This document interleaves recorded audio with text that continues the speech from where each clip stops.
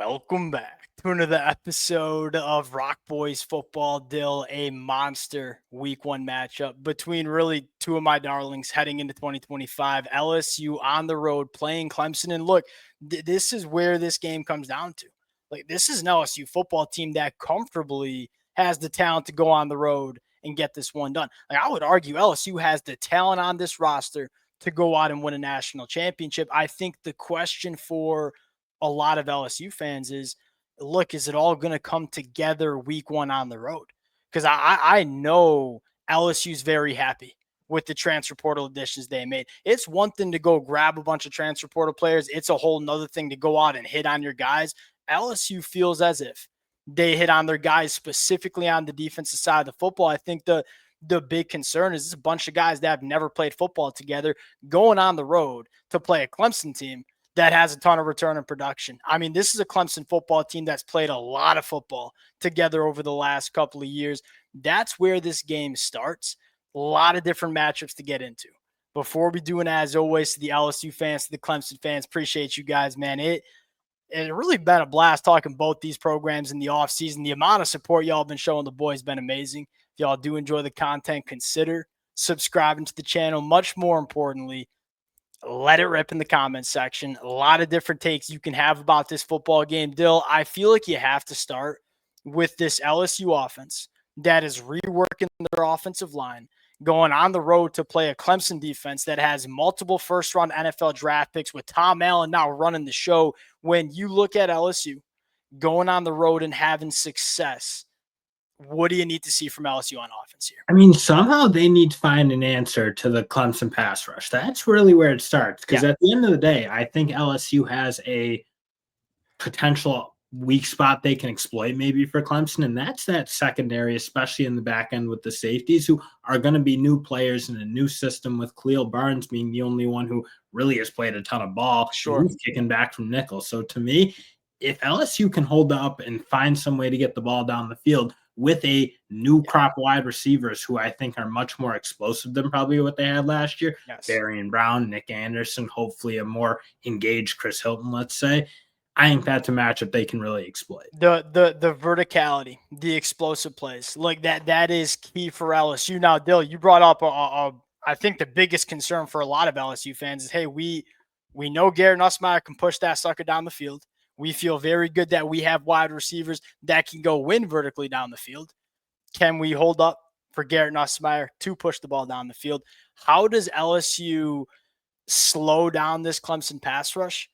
That's probably where it starts. Now, the first thing, two young tackles. I mean, you might be having two freshmen cut out there at right tackle, and Carius Kern's an awesome player. He has all the talent in the world, so like you're excited about it. But again, similar to like Will Campbell in that first game against FSU, there were some growing pains. So somehow you got to find some answer to dealing with a TJ Parker, a Jaheim Lawson will help the guys that are going to be coming after you from Clemson, who are legitimate NFL talents. 100% agree. Now, what are the ways you can do it? Because you probably are not moving your quarterback that much, right? You're not really moving the pocket. You're not leaning into Garrett Nussmeier's legs.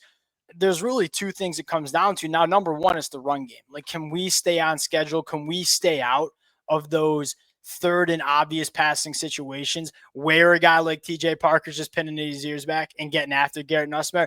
That's probably where it starts. But Dill, I'll be frank with you. LSU struggled to run the football last year.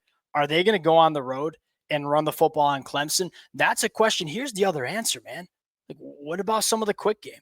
Like, you don't have to necessarily run the football to stay on schedule on offense. And I'm looking at LSU on the outside and saying, we got difference makers with the football in their hands, whether it's Barry and Brown, whether it's Aaron Anderson. And Dill, this is a Clemson secondary that, look, I think Avian Terrell's a stud.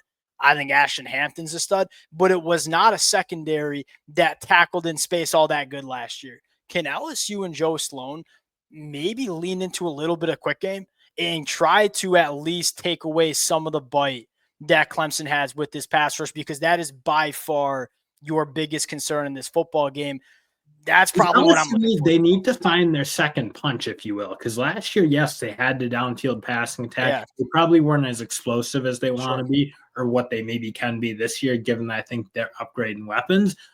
But they could throw the ball down the field. They just didn't have anything else, and they at times got into games where teams were pinning their ears back, getting after him, sacking Garrett Nussmeirer. That's probably the biggest concern is how do they avoid getting that style. Yeah, and if you're Clemson on defense, I think there's two things you're looking at. Like, number one, these linebackers need to run, chase, and tackle, right? And you got some athletic ones, headlined by Sammy Brown, Wade Wood. As if LSU does lean into the quick game and try to get their playmakers involved in the perimeter, we need our off-ball linebackers flying around the field. And I think Clemson has those kind of guys.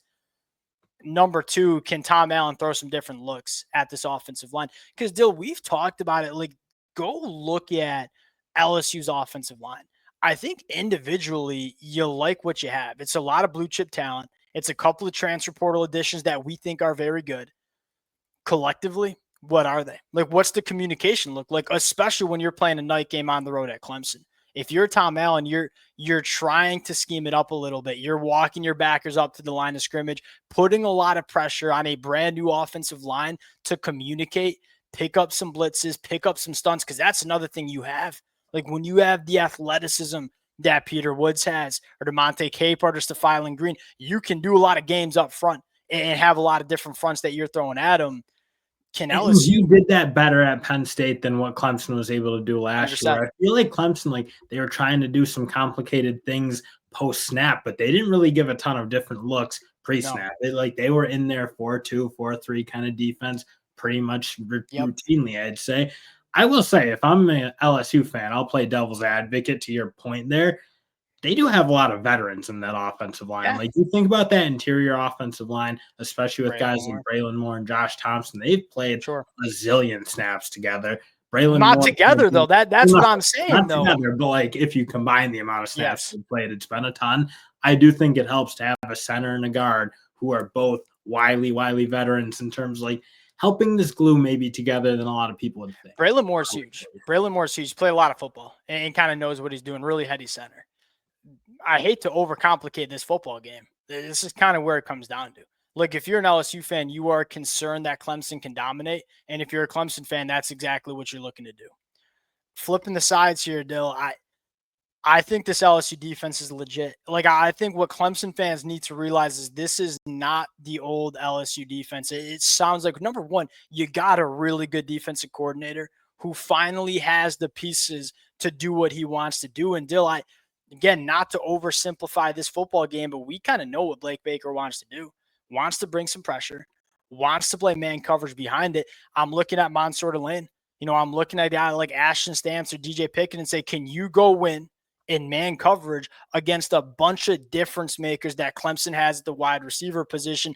That, to me, is where it seems to come down to, because I look at Clemson running the football and say, we're not sure what it's going to look like. Your running back one for Clemson is a transitioned wide receiver who's playing his first year as a running back. I think it's going to come down to, can this LSU secondary go up and match up against these Clemson wide receivers here? And that is the tough part now about dealing with Clemson, is it's not just one or two guys. Yes. It's like you probably got 4 or 5 guys on Clemson who, if they can get themselves a matchup here and there, can really exploit you. So that's probably the tough part, because I think individually LSU's players are much better. Are they a complete enough secondary right now that they don't have a guy out there? Because I think the question is, who's going to be kind of your nickelback? Because, like, really LSU is almost playing like that Harold Perkins star look in place of nickel, it feels like. I don't think that's really the answer in this game, frankly, because I think Clemson's going to spread you out. I don't think you're going to see as condensed as the Clemson offense. I think they don't have the tight end they had last year with Brendan Stool. I think you're going to see a pair of 4 wide. That's the question. Like, what does this Clemson offense look like? Because you are right. In years past, we just didn't have enough good wide receivers, and we had a really good tight end. So we're playing with a lot of tight end sets. I'm going into 2020. This ain't a shot at the Clemson tight ends, but there's not really a tight end that scares you. But there's 5 or 6 wide receivers that certainly do. And we saw Coach Riley do this when he was calling the TCU offense. Does he lean into some of those 4 wide receiver looks that maybe forces Harold Perkins to not be around the line of scrimmage as much as LSU wants him to be? Because, Dill, I look at this LSU defense and say, if LSU is playing their best defense, Harold Perkins' fingerprint is all over that football game.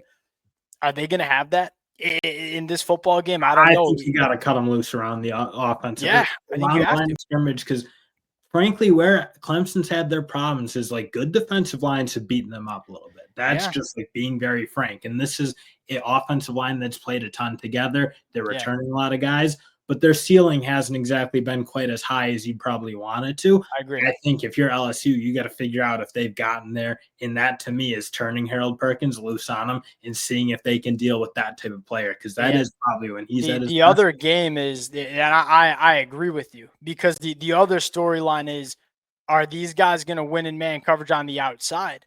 But can also this LSU defensive line win against the Clemson offensive line that I think you said it perfectly?